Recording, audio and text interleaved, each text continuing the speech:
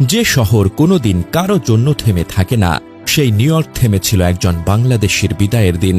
এই পৃথিবীর সবচেয়ে ব্যস্ত শহরের রাস্তাগুলো নিস্তব্ধ হয়ে গিয়েছিল, কারণ একজন বাঙালিকে বিদায় জানাতে নিউ ইয়র্ক মাথা নত করেছিল। দিদারুল ইসলামের অন্তিম যাত্রা কোনো সাধারণ পুলিশ অফিসারের শেষ বিদায় ছিল না, এটি ছিল একজন আন্তর্জাতিক নায়কের রাষ্ট্রীয় সম্মাননায় শেষ যাত্রা।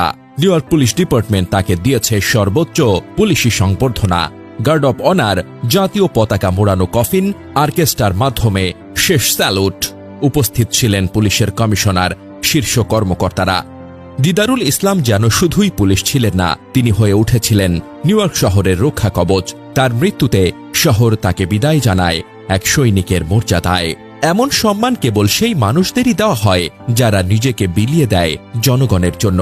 সেদিন নিউ ইয়র্কের রাস্তায় দাঁড়িয়ে প্রবাসীরা কাঁদছিল আর বলছিল, সে ছিল আমার ভাই, সে ছিল বাংলাদেশের মুখ। আজ নিউ ইয়র্ক তাকে বুকে টেনে নিয়ে বলছে, বাংলাদেশ, আমরা তোমার কাছে ঋণী। দিদারুল ইসলাম প্রমাণ করেছেন, বাংলাদেশি পরিচয় শুধু ভিসার কাগজে থাকে না, সেটা জলজলে হয়ে ওঠে সাহস, ত্যাগ আর সম্মানের আলোয়। সে চলে গেল, কিন্তু রেখে গেল একটা দেশ, একটা জাতিকে গর্ব করার মতো গল্প। এই বিদায় যেন কোনো শোকযাত্রা নয়, এটি ছিল নিউ ইয়র্কের বুকে বাংলাদেশের বিজয় মিছিল। এই মানুষটি চলে গেছেন, কিন্তু তার রেখে যাওয়া পথ দেখিয়ে যাবে ভবিষ্যতের শত শত বাংলাদেশিকে। স্যালুট অফিসার দিদারুল ইসলাম, তুমি শুধু নিউ ইয়র্ক পুলিশের নও, তুমি বাংলাদেশ নামের গর্বিত উত্তরাধিকার। জানাজায় উপস্থিত পুলিশ অফিসারদের ইউনিফর্মে সার্ভিস প্যাচ ছিল, যা দেখায় যে তারা এসেছেন দূর দূরান্ত থেকে।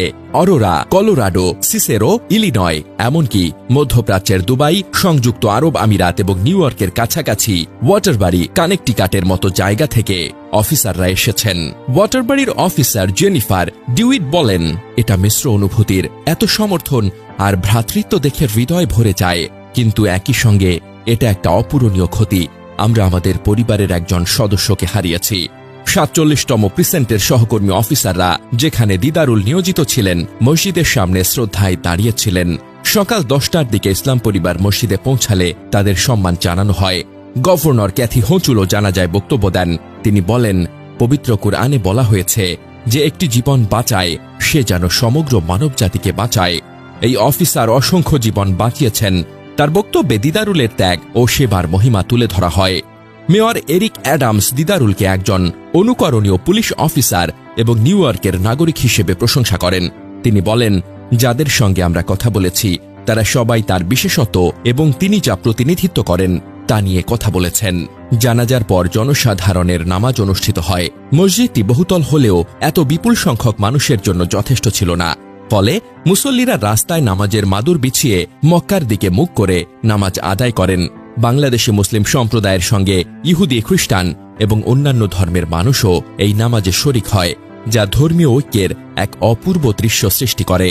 নীরবতার মধ্যে ডিটেকটিভ ইসলামের কফিন একটি সম্মান গার্ডের মাধ্যমে সব জানে নিয়ে যাওয়া হয়। তখন প্রবল বৃষ্টি শুরু হয়, ৩টি ট্রাম্পেটে ট্যাপস বাজানো হয় এবং ৪টি হেলিকপ্টার ফ্লাই বাই করে। এরপর প্রায় ৯ ব্লক বিস্তৃত শতাধিক মোটরসাইকেলের একটি মোটরকেট ডিটেকটিভ ইসলামকে তার দাফনের জন্য নিয়ে যায় নিউ জার্সির টোটোয়াইল লরেন গ্রোভ সিমেট্রিতে, যা প্রায় ২০ মাইল দূরে।